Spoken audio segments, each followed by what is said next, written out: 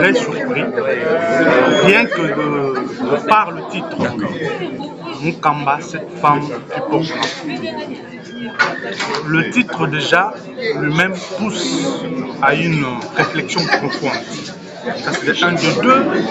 Je voudrais saisir l'occasion par votre micro ici pour féliciter l'auteur.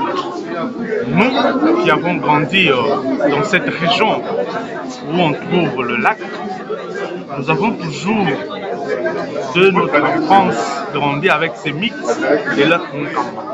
Mais aujourd'hui, voilà, il y a un fils du terroir qui a pensé à vendre cette image, à vendre l'histoire de notre lac et à mettre cette histoire sur la place internationale. Puisque lorsqu'on met l'histoire dans un livre, je pense que ça va au-delà du Kasaï central, ça va au-delà de la RDC et ça va au-delà de l'Afrique. Alors que l'auteur trouve par ces petits mots de sincères remerciements, qu'il se rassure qu'il a le soutien de nous tous. Je sais qu'il a commencé une œuvre, il n'a pas terminé. Peut-être que nous aurons Mukamba une deuxième édition, puisque c'est une histoire qui peut vous prendre autant d'éditions. C'est une réflexion de plus, puisque vous savez que souvent, puisque nous parlons Kasaï central, on se plaint que le Kasaï central n'a pas de moyens. Vous savez que rien qu'avec le lac Mukamba, on peut se faire autant de moyens avec les touristes. Donc, nous devons plus exploiter cette dimension des choses. Je crois qu'avec le temps, nous pourrons tirer bénéfice de ce merveilleux lac. Livre, ce roman mythologique qui nous rappelle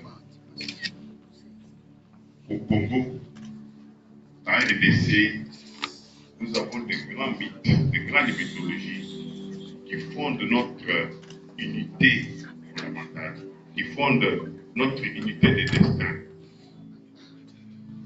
Voilà.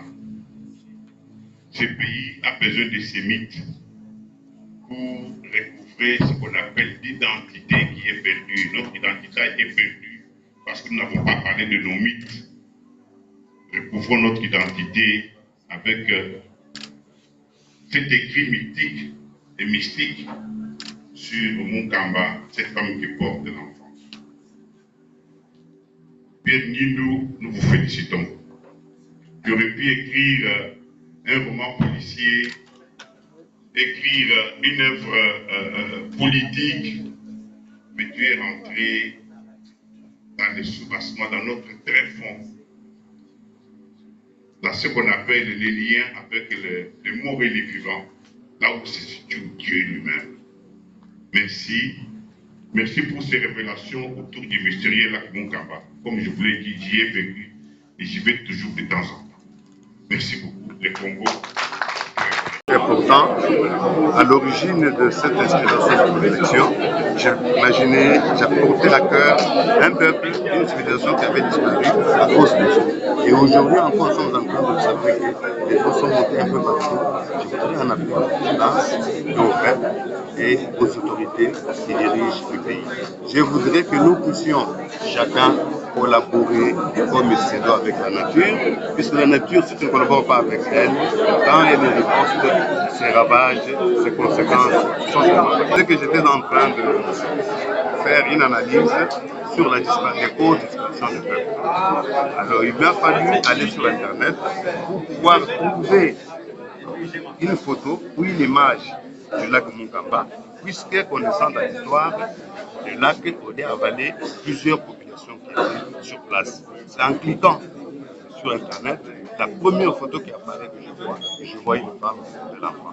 C'est à l'origine de cette photo que je devais démontrer comment est-ce que Mukamba est une femme de l'enfant. Cette démonstration a fait l'objet de tout. Ma présence est d'être dans ces lieux d'abord.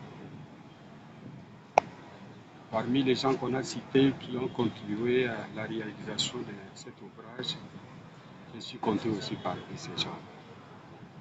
C'est pourquoi je me suis dérangé, malgré que je suis venu en retard, je me suis dérangé pour venir assister et participer à l'inauguration de cet ouvrage, Mukamba, cette femme qui porte un enfant.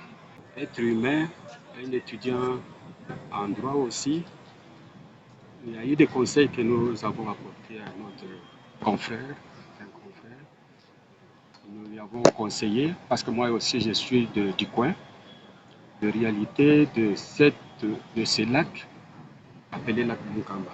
Ces réalités, nous la connaissons, sont des réalités mystiques comme on a dit.